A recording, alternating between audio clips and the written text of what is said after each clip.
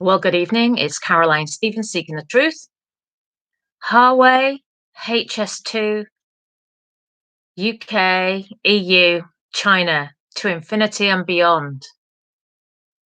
So Boris Johnson has caved in and given the green light for the Chinese company Huawei to build Britain's 5G network in a decision that drew fierce criticisms from US politicians and many other people.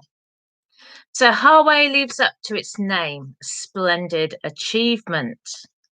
Well, what do you know? I've been saying since last May or June that Boris wasn't a man of the people, and now I'm being proved correct. Not only is he throwing our personal details, our security to the Chinese, who already have a social credit system, we're returning to the world of Charles Dickens with the haves and the have-nots, A Tale of Two Cities, and of course now translate over here this party. Oops, Tory party. Now everybody's getting hyper on trade deals, and of course we don't need these trade deals to actually conduct business with other countries. This is just something that the political parties would have you believe. We don't have to have trade deals to do business. So, whilst everybody's been distracted by Brexit, and in fact, we're not actually leaving until at least the 31st of December 2020, and of course, anything could happen in the next 11 months, then you see, this has all been engineered to give the elites more wiggle room. We have not torn up the Lisbon Treaty, and it's business as usual.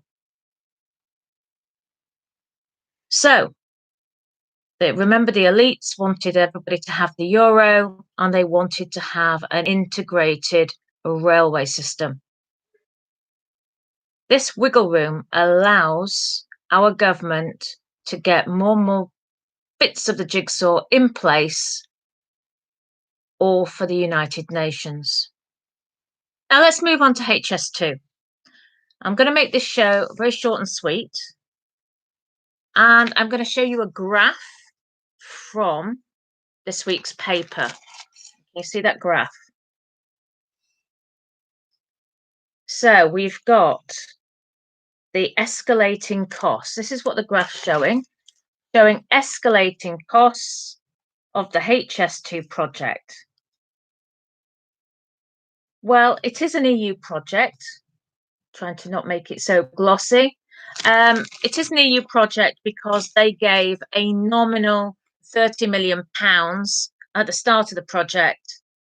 We just have to find something like £106 billion difference. Yes, you heard that correct. The current costs are £106 billion. Now, that would equate to over £1 billion per head, including children.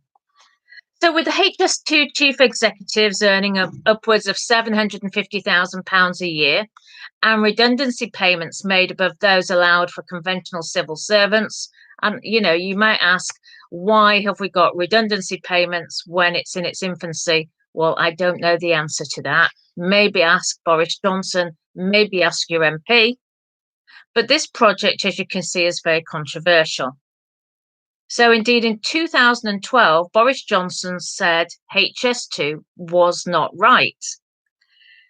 But we're now in 2020, so 8 years on, and he's just made the decision to accept Huawei despite all the opposition. So he's disregarded everybody else's advice. So you can bet your bottom dollar that he's going to accept HS2. Remember, the HS2 college has been formed and been taking students since 2017, so over 2 years ago now. So in today's Times, the Times, David Willits, Lord David Willits, writes about HS2 and Huawei. Now, you may recall that David is David Lindsay Willits, Baron Willits, and he is a British Conservative Party politician, a peer and academic, and he represented the constituency of Havant in Hampshire. Now, he served as Minister of State for Universities and Science from 2010 to 2014 and became a member of the House of Lords in 2015. So basically, this guy, according to Wikipedia, Paul Foote, wrote in the Private Eye that in a 1993 document called The Opportunities for Private Funding in the NHS, published by the Social Market Foundation and financed by private healthcare company Bupa, Willits provided the intellectual thrust for private finance initiatives in the NHS.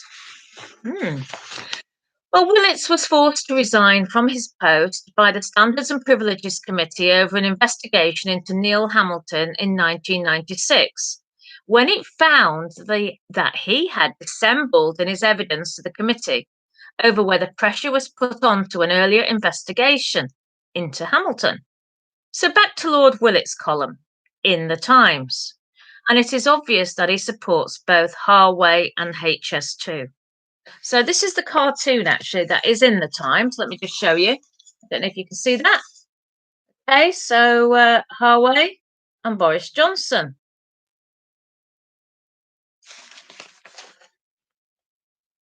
So in the column he wrote, he obviously supports both Huawei and HS2. In his words, connectivity comes in other forms, and it is what the next big decision HS2 is about too.